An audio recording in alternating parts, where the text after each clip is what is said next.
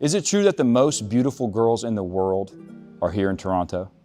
I would say so, yes. How'd you get them here from Miami? You flew them in your plane?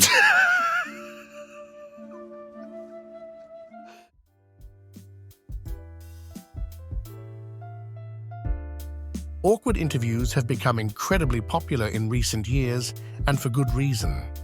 They're immensely entertaining. In today's video, we'll dive into why and how this Drake interview stands head and shoulders above the rest, especially within the Sundae Conversation interview series. Now we know what you're probably thinking. Wait a minute! Who are you? I'm a shooting star.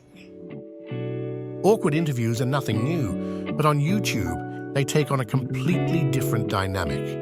In traditional interviews on TV, such as late-night shows or Between Two Ferns, guests usually have an idea of the interview's topics and direction. However, with YouTube, that's not always the case.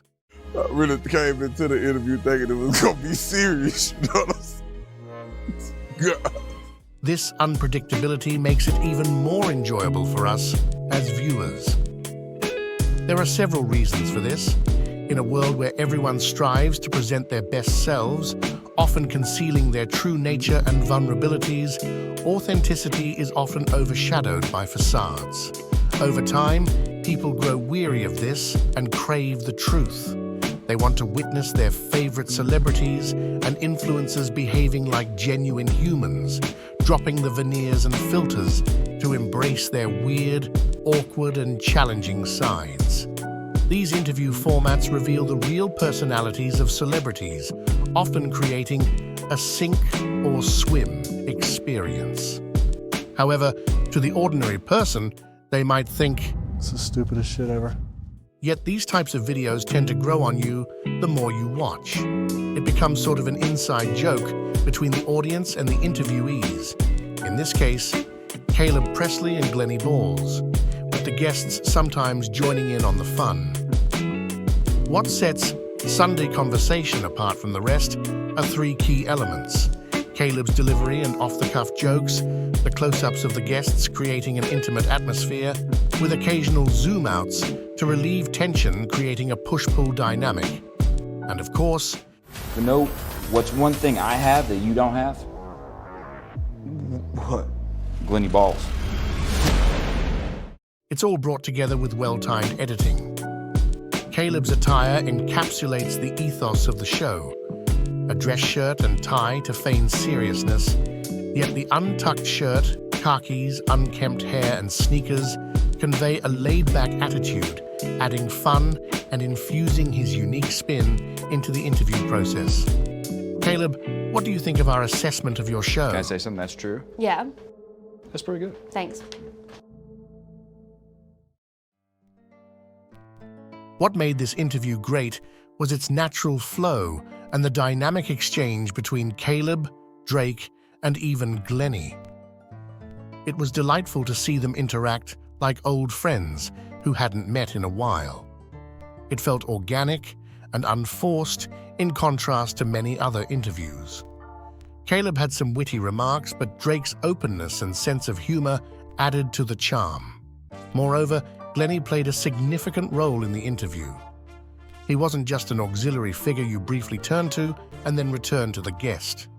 He was actively part of the conversation, engaging in a lively back and forth with Drake. This was evident during the debate about who invented Patron, which we will playfully dub as Patron-gate, and discussions about the Thought Hall of Fame. For the most part, Glennie is like the weatherman, breaking up the news, and you quickly return to the main conversation. But this time, Glennie truly shined. Right, Glennie? Stop. I'll take that. The YouTube comment section echoes a similar sentiment. Besides Drake and Glennie essentially becoming best friends, this video keeps people coming back for more due to Caleb's punchlines, callback jokes, and comedic timing. Why aren't these bitches just a dog? Oh my God. And it wouldn't be a Sundae Conversation video without awkward moments, questions, or pauses. Yet that wasn't the focus of what made the interview great. It was the visible enjoyment, laughter, and fun each person was having. At one point, even Drake caught Caleb off guard with his response, to which Caleb quickly responded with another witty joke. House always wins though, right? This dynamic created a smooth and engaging flow of conversation with everyone involved. Lastly, the special guest appearance of Adonis was the icing on the cake. His back and forth with Caleb was charming and delightful, leaving people clamoring for more. Did you ever punch anybody in the nuts? No, never.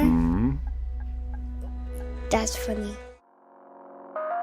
In other interviews, Drake is often closed off, lost in thought, or the interviewer struggles to engage him. However, that wasn't the case here. Drake was simply being himself. This authenticity skyrocketed the video's popularity, making it Sundae Conversation's second most watched upload, right behind the Hasbulla video. It also encouraged people to explore more of the entire series.